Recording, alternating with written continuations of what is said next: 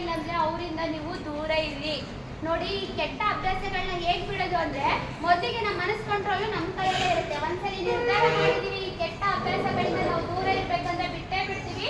ಅದಲ್ಲದೆ ನಿಮ್ಮ ಮೈಂಡ್ ನ ಡೈವರ್ಷನ್ ಮಾಡ್ಕೊಳ್ಳಿ, ಯೋಗ ಮಾಡೋದು, ಧ್ಯಾನ ಮಾಡೋದು ಅಭ್ಯಾಸ ಮಾಡ್ಕೊಳ್ಳಿ.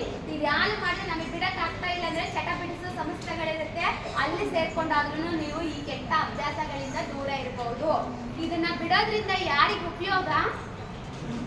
ನಿಮಗೆ ಮತ್ತೆ ನಿಮ್ಮ ಕುಟುಂಬಗಳಿಗೆ ಒಳ್ಳೇದಾಗಿರುತ್ತೆ. ಇಲ್ಲ ಇವಾಗ ಬಿಟ್ಬಿಡ್ತೀನಿ ಮೇಡಮ್, 6 ತಿಂಗಳು 1 ವರ್ಷ ಆದ್ಮೇಲೆ ಮತ್ತೆ ಸ್ಟಾರ್ಟ್ ಮಾಡ್ತೀನಿ, ಇಲ್ಲ ಒಂದ್ಸಲಿ ಮಾಡ್ಬೋದಾ, ಅರ್ಧ ಸಲಿ ಮಾಡ್ಬೋದಾ ಅಂತ ಕೇಳಿದ್ರೆ ಇದಕ್ಕೂ ಇನ್ನೂ ಜಾಸ್ತಿ ತೊಂದರೆಗಳಾಗ್ಬಿಟ್ಟು ಮತ್ತೆ ನೀವು ಅಡ್ಮಿಷನ್ ಆಗ್ತೀರಾ.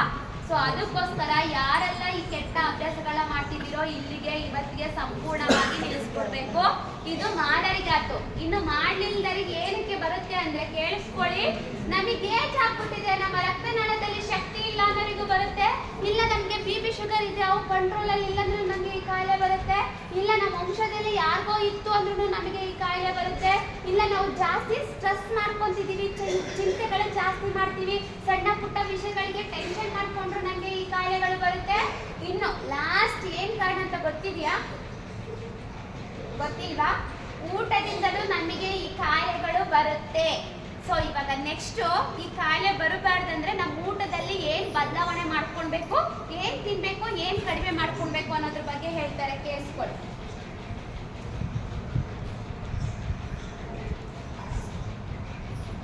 ಒಳ್ಳೆ ಆಹಾರ ಪದ್ಧತಿ ರೋಗಿಯ ಚೇತರಿಕೆಯಲ್ಲಿ ಬಹಳ ಮುಖ್ಯ ಪಾತ್ರ ವಹಿಸುವುದಲ್ಲದೆ ಕುಟುಂಬ ಸದಸ್ಯರ ಎಲ್ಲ ಆರೋಗ್ಯವನ್ನು ಕಾಪಾಡುವುದು. ಪ್ರತಿ ರೋಗಿಯೂ ಭಿನ್ನವಾಗಿರುವ ಕಾರಣ ಕ್ಲಿನಿಕಲ್ ಡೈಟೇಷನ್ ನಿಮಗೆ ಪ್ರತ್ಯೇಕವಾಗಿ ನೀಡಿರುವ ಆಹಾರ ಪದ್ಧತಿಯನ್ನು ಅಳವಡಿಸಿಕೊಳ್ಳಬೇಕು. ಮೊದಲನೇದಾಗಿ ನಿಮ್ಮ ದೇಹದಲ್ಲಿ ಶಕ್ತಿ ತುಂಬಿಸಲು ಪೌಷ್ಟಿಕ ಆಹಾರವನ್ನು ಸೇವಿಸಬೇಕು. ಹೆಚ್ಚಿನ ಆಹಾರಕ್ಕಿಂತ ಸಾತ್ವಿಕ ಆಹಾರವನ್ನು ಸೇವಿಸಬೇಕು. ನೀವು ಊಟವನ್ನು ಸಣ್ಣ ಪ್ರಮಾಣದಲ್ಲಿ ಆಗಾಗ ಮಾಡಬೇಕು. ದಿನಕ್ಕೆ 3 ಬಾರಿ ಊಟ ಮಾಡಿ 8 ಗ್ಲಾಸ್ ನೀರು ಕುಡಿದು 1 ಹಣ್ಣನ್ನು ಸೇವಿಸಬೇಕು. ನೀವು ಅತಿಯಾದ ಆಹಾರ ಸೇವಿಸಿದಲ್ಲಿ ನಿಮ್ಮ ಹೊಟ್ಟೆ ದೊಡ್ಡದಾಗಿ ಉಸಿರಾಟದ ವ್ಯಾಯಾಮ ಮಾಡಲು ತೊಂದರೆಯಾಗುತ್ತೆ. 2, ನಿಮ್ಮ ಹೃದಯವನ್ನು ಸುರಕ್ಷಿತವಾಗಿರಿಸಲು ಕೊಬ್ಬಿನಾಂಶ ಇರುವ ಮತ್ತು ಕೊಲೆಸ್ಟ್ರಾಲ್ ಇರುವ ಆಹಾರವನ್ನು ಸೇವಿಸಬಾರದು. ಏಕೆಂದರೆ ಕೊಬ್ಬು ಮತ್ತು ಕೊಲೆಸ್ಟ್ರಾಲ್ ಹೃದಯಾಘಾತದ ಸಾಧ್ಯತೆಯನ್ನು ಹೆಚ್ಚಿಸುತ್ತದೆ. 3ನೇದಾಗಿ ನಿಮ್ಮ ಪ್ಲೇಟಿನಲ್ಲಿ ಕನಿಷ್ಠ ಅರ್ಧ ಪ್ಲೇಟ್ ತರಕಾರಿ ಇರಬೇಕು.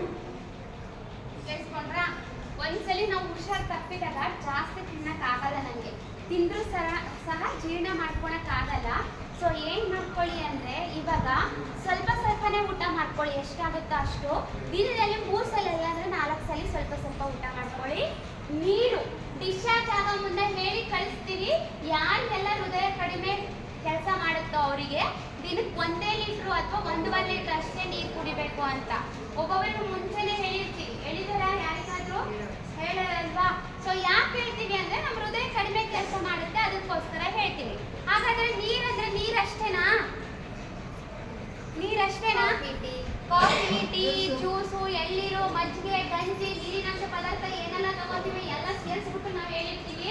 ದಿನಕ್ಕೆ 1.5 ಲೀಟರ್ ಹೇಳಿದರೆ ನಿಮ್ಮ ಡಾಕ್ಟರ್ ನಿಮ್ಮ ನರ್ಸ್ ನೀರು ಕುಡಿಯೋಕೆ ಅಂದಾಗ ನೀವು 1 ಲೀಟರ್ ಅಷ್ಟೇ ನೀರು ತಗೊಳ್ಬೇಕು. ಇನ್ನು 500 ml ನಮ್ಮ ಊಟದಲ್ಲಿನೇ ಬಂದ್ಬಿಡುತ್ತೆ.